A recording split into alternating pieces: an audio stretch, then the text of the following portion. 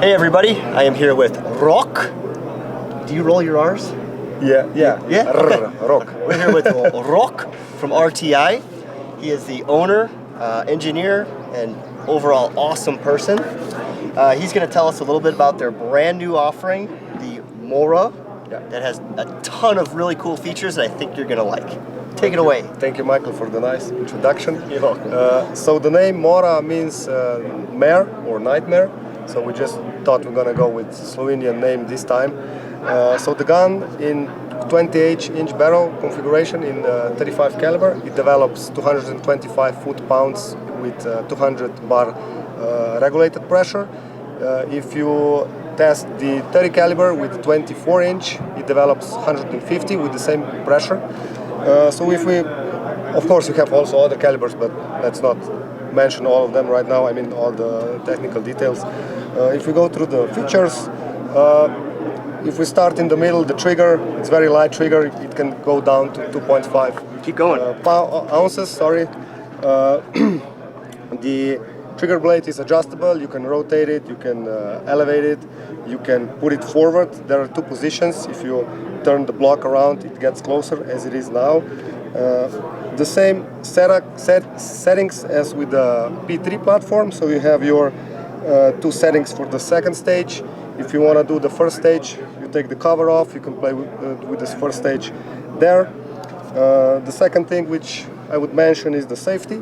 It's a proper mechanical safety which actually blocks the hammer. So even if the gun is, if it falls on the ground and the trigger mechanism or the sear gets disengaged, it's actually not gonna fire, because at that point when the safety is on, the hammer is actually backed away from the trigger mechanism. So it's a 180-degree safety. It has to be cocked in order to engage it. We have a pellet pusher which is adjustable in length, so you can try what you think is best in terms of how deep you want to push your projectiles into the barrel. We have a big plenum, 125 cubic centimeters of air. We have the regulated pressure gauge here, and we have, I don't think you're gonna see them. I'll zoom in for you. Okay, tiny little holes. I'm gonna try to hold it steady. Tiny, we call it witness holes. There are all around the gun. So each hole basically corresponds to one specific O-ring. So if you have a leak, you can put some droplets of water or soapy water on those holes, and whichever bubbles, you know exactly which O-ring to change. Very cool. So it saves you some time if you need it to be serviced. Here you can see the valve, so you can access it basically to adjust dwell time. So what that means is you basically set or adjust how long you want the valve to be opened when you fire. So you can play with different projectiles. Also another thing, if you notice, the valve is slightly angled, so the valve is as close to the barrel as possible, so you don't lose air. And also this allows you to service the valve if you need to, so you can disassemble it by unscrewing the nut. You take the whole assembly, the valve assembly out, and you can also access the valve seat with just a bolt. You screw it in and you pull it out, and you can also service that if you have to. So if we go slowly to the front, we have adjustable rail, so adjustable by elevation from 20 MOA to 150 MOA. We have, with this setup, we have M-lock, we call it a shield. So basically half pipe design extended shield which has a bunch of M-locks. You can then play with it whatever you want to mount. We have actually three different sizes of the bottles. I'm going to show you the bigger one just in a second.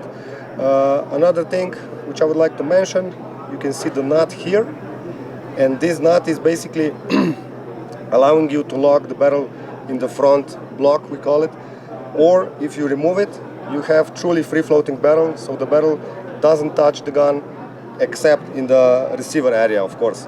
So you have an option, you decide what you feel is best. Of course, optional suppressor if you think you need to. but the gun already has integrated suppressor. I'm gonna hold a different one up. I'm gonna show you how it looks. So this is just a simple carbon tube or pipe, and this is the monocore design, the same design as our hash suppressors. The first is a stripper, so we use also the volume around the barrel, and then the monocore design to reduce the sound. So basically, I don't really need to add extra suppressor, unless, you know, if you're very picky with the noise. And that bottle looks enormous compared to the other one. Yeah, so this one is 1.1 liter or 1100 cc. The one I was holding before is 700, and the compact we'll have is 500 cc. And also one thing, like a neat feature, when you have the big one mounted like this, you see the gap is small, and also with this gun, which has 700 cc, also the gap is small.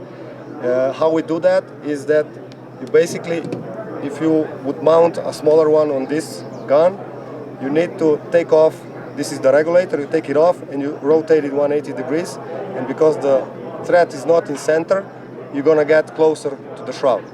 So in other words, if you now mount the small bottle, you're gonna have a big gap here, right? And you don't wanna have that, so you can rotate the regulator around and you will get closer. Maybe another thing, which, you know, a lot of features, so I forget all of them. Mora will be twin regulated, so the first regulator is hidden inside the threads, so you would have to take off the bottle in order to access it. And the second stage regulator is the one you are using actually for shooting, is accessed from the outside. So very cool. This would be the quick review or presentation of Mora. Well, I very much like what I'm seeing here. The features are abundant and very well thought out. So thank you for sharing that with us, Rock. Thank you for your time, Michael.